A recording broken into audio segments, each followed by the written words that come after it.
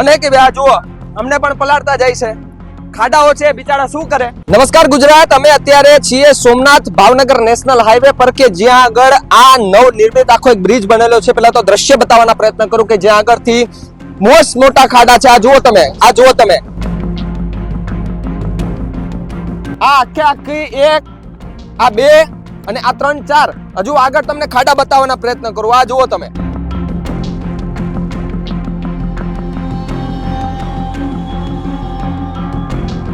આ આખી એક, આ બે અને આ 3 4 હજુ આગળ તમને ખાડા બતાવવાના પ્રયત્ન કરું। આ જુઓ તમે, 1 મિનિટ ઉભો, 2 મિનિટ નથી બોલવું, કઈ વાંધો નહીં।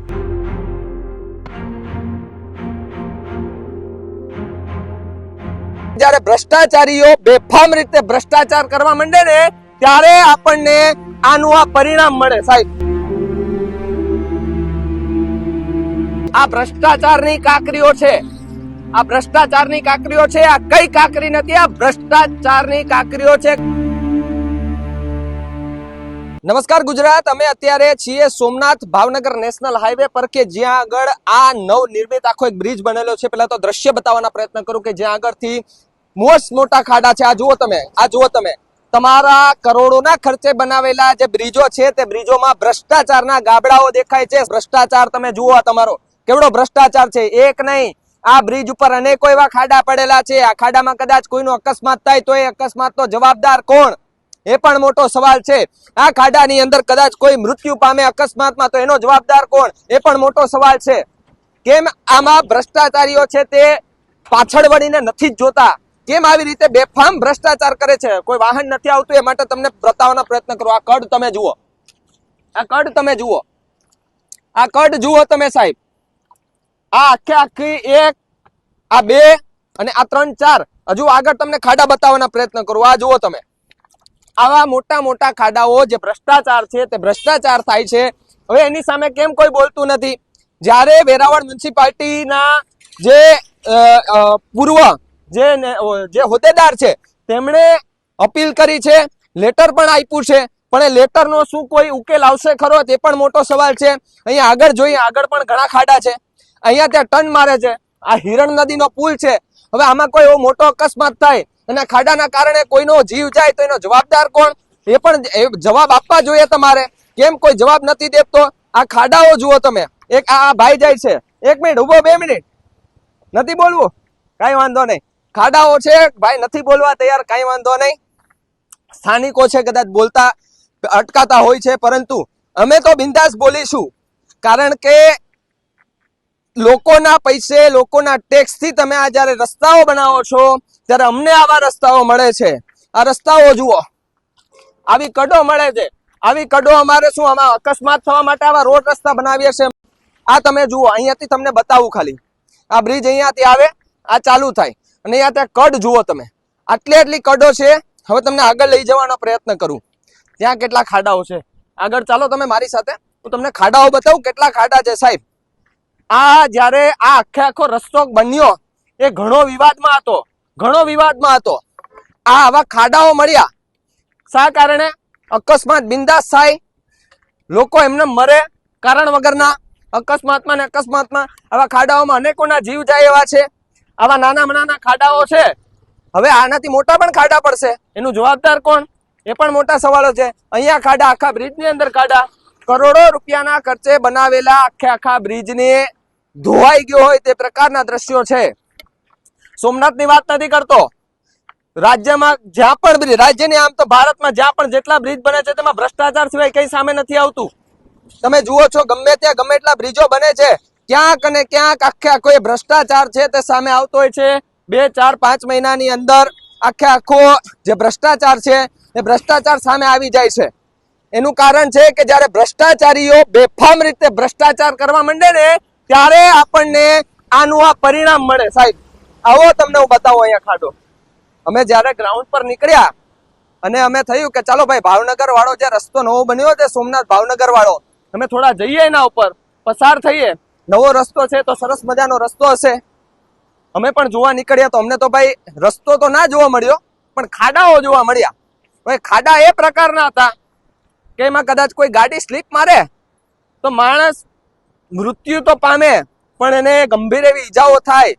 સામાન્ય માણસ જ્યારે 300-400 રૂપિયે મજૂરીએ જતો હોય અને પછી આવા ખાડામાં ભ્રષ્ટાચારીઓના કારણે, ભ્રષ્ટાચારીઓના પાપે જ્યારે આખી ઘટના બને, કોઈ ગંભીર અકસ્માત થાય તો એનો જવાબદાર કોણ? એ પણ મોટો સવાલ છે. જ્યારે કોન્ટ્રાક્ટરોને પણ એ સવાલ છે કે તમે જો આમાં નબળી ગુણવત્તાનું કંઈ પણ વાપર્યું હોય તો આવા ખાડા ન પડે, આવા ખાડા ન પડવા જોઈએ. કારણ કે તમને જ્યારે જો આમાં કોન્ટ્રાક્ટર સહિત અનેક એવા અધિકારીઓ પણ આવી ગયા. હું તો બેફામ કહું છું સાહેબ, અધિકારીઓની પુષ્ટિ કરવું જોઈએ. એકવાર અધિકારી આવીને જોઈ, અધિકારીઓ આ રોડ ઉપરથી ગાડી કાઢીને જુએ, આ ખાડાની અંદર ગાડી નાખીને જુએ. અકસ્માત થશે ત્યારે ખબર પડશે કે કયા પ્રકારના અકસ્માત થાય છે. સાહેબ અહીંયા આ જુઓ તમે, એક બાજુ હજુ તો રોડ નવો બન્યો છે, રોડ નવો બન્યો તો કાંકરી ઉખાડવા માંડી. આ જુઓ રોડ હજુ તો નવો બન્યો છે, ત્યાં આ બધું કાંકરા આ મારી હાથે ઉખડું છું સાહેબ. આ જુઓ, આ ભ્રષ્ટાચારની કાંકરીઓ છે, આ ભ્રષ્ટાચારની કાંકરીઓ છે. આ કઈ કાંકરી નથી, આ ભ્રષ્ટાચારની કાંકરીઓ છે. કારણ કે આની અંદર જો કદાચ કોઈએ ધ્યાન દીધું હોત તો હજુ આ બ્રિજ સારો બનત, આ ખાડા હજુ ના પડત. પરંતુ જ્યારે કરોડો રૂપિયાના ખર્ચે માફ કરજો, કરોડો રૂપિયાના ખર્ચે જ્યારે આવા બ્રિજો બને તો સારી ગુણવત્તા વાળા સામાનને બદલે આમાં ખરાબ સામાન વાપરતા હોય એવું લાગે છે. થોડો ઘણો વરસાદ પડે એટલે ખાડા પડવાનું ચાલુ થઈ જાય. આ તમે જુઓ, આ તમે જુઓ, ખાલી મારો પગ આમ ફેરવું છું તો આ બધું કાંકરીઓ નીકળવા માંડે છે સાહેબ. તો આવા નાના મોટા અનેકો એવા ખાડા છે, કેમ કોઈ આની સામે ધ્યાન નથી દેતું? અનેક એવી રજૂઆતો થઈ હશે, અમે જાણવાના પ્રયત્ન કરીશું કેટલી રજૂઆતો થઈ. અનેક એવી, આ જુઓ અમને પણ પલાળતા જાય છે. ખાડાઓ છે, બિચારા શું કરે? કારણ કે ખાડાઓ છે તો પલાળતા જાય. અમારો તો એમાં કઈ વાંક નથી, એ ભાઈનો પણ વાંક નથી. વાંક તો અમારો કહેવાય કે અમે અહીંયા ખાડાની બાજુમાં ઉભા હતા ને અમને પલાળી ગયા.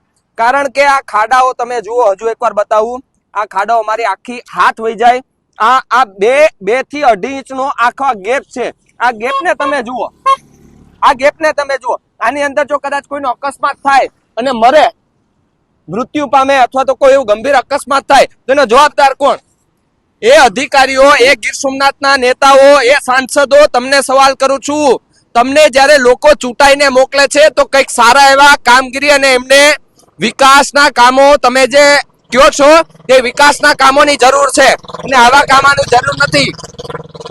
તમે જ્યારે મોટી મોટી વિકાસની વાતો કરો છો તો આ વિકાસ તમારો જો પાણીમાં, આ વિકાસ પાણીમાં ધોવાઈ ગયો તમારો વિકાસ. અમે સત્યને ઉજાગર કરીશું. અમારું સ્લોગન છે સત્યની સાથે રહીને સત્યની ખોજ કરવાની. અને અમે આ રસ્તા ઉપરથી એમને ખાલી બસ સરપ્રાઈઝ નીકળ્યા હતી. એમને થયું કે બ્રિજ બન્યો છે તો આપણે નીકળીએ, જોઈએ કેવી હાલત છે. નવો બ્રિજ છે તો કંઈક સારું હશે, સારું એવું લેવલ હશે. આ લેવલ છે સાહેબ તમારું. આ જુઓ ખાડા પડી ગયા બધામાં. હવે આમાં અમે તો કંઈ ના કરી શકીએ, પરંતુ અમારો કદાચ અહેવાલ તંત્ર પાસે અને કોઈ અધિકારીઓ પાસે પહોંચે અને જોવાના પ્રયત્ન કરે. એકવાર હું લેટર છે, લેટર વાંચવાનો પ્રયત્ન કરું. મારી પાસે લેટર આવ્યો છે. પિયુષ પોપંડી નામ છે, ex president Veraval Patan joint મ્યુનિસિપાલિટીના એક્સ પ્રેસિડેન્ટ છે, બરાબર. એણે મુખ્યમંત્રી ભૂપેન્દ્ર પટેલને આ પત્ર લખ્યો છે. પત્ર જુઓ તમે, આ પત્ર છે કે જ્યાં ખાડાઓ પડ્યા છે, ખાડાના પત્ર છે. આ ભાજપના જ આગેવાન કહી શકાય આપણે. આ જે નેતા છે આ ભાજપના જ આગેવાન છે. સવિનય સાથ જણાવવાનું કે હાલમાં જ વેરાવળ સોમનાથમાં હિરણ નદી પર એક નવો પુલ બનાવવામાં આવ્યો છે, જે હમણાં થોડા દિવસો પહેલા જેમાં ખૂબ મોટા ગાબડાઓ પડી ગયા અને નવા પુલને નુકસાન થયું છે. આ પુલ એ સમગ્ર વેરાવળ સોમનાથ આવતા પ્રવાસીઓ તેમજ મત્સ્ય નિકાસ માટે કન્ટેનરની આવ જાવક માટે ખૂબ અગત્યની છે, બરાબર. હવે એમણે પત્ર લખ્યો છે તો આ પત્રનું નિરાકરણ આવશે. તમારા જ નેતાઓ જ્યારે તમને મુખ્યમંત્રીને પત્ર લખે છે ત્યારે શું આમનું કોઈ નિરાકરણ આવશે ખરું સરકાર? જો આવા ખાડાઓ હજુ પણ રહેશે, હવે આમાં આ નાના નાના ખાડા પડ્યા, શું ખબર આગળ શું થાય? ભગવાનને એટલી પ્રાર્થના કરીએ, સોમનાથ દાદા સામે બેઠા છે, એમને એટલી પ્રાર્થના કરીએ કે કોઈ મોટી દુર્ઘટના ન ઘટે, લોકોના જીવ ન જાય. પરંતુ જ્યારે ભ્રષ્ટાચાર ખૂબ મોટો થઈ જાય ને તો એ નાના માણસો ને મજૂરી વર્ગના માણસોને છે ને એ પછાડી દે છે. ઘણી એવી ઘટનાઓ જોઈ છે આપણે. મોરબી હોય, રાજકોટ હોય, વડોદરામાં હરણી બોટ કાંડ હોય, પછી સુરતમાં તક્ષશિલા કાંડ હોય, એ તમામ જગ્યાએ જોયું છે આપણે કે જ્યાં આગળ ઘણા એવા પુરાવા સામે આવ્યા છે કે ત્યાં આગળથી એ સાબિત થયું છે કે ભ્રષ્ટાચારના કારણે લોકોના મોત થાય છે. અને સાહેબ આ જે ગંભીર અકસ્માતો રસ્તા ઉપર થાય છે ને, એના કારણે ખાડા છે. આ ખાડામાં કોઈ નાનો માણસ કે કોઈ એવો પડે, ગંભીર ઈજાઓ થાય તો એ મૃત્યુ પામે અથવા તો એમને સામાન્ય ઈજા થાય તો ઈજા માટે પૈસા તો હોવા જોઈએ ને. પૈસા ન હોય તો શું કરે? અમારી એક અપીલ છે તંત્રને, અહીંના તંત્રને, તમે એકવાર આ વિઝિટ કરજો તમારા નવા નકોરા બ્રિજ ઉપર અને જોજો લોકોને કેટલી મુશ્કેલી પડે છે. નમસ્કાર.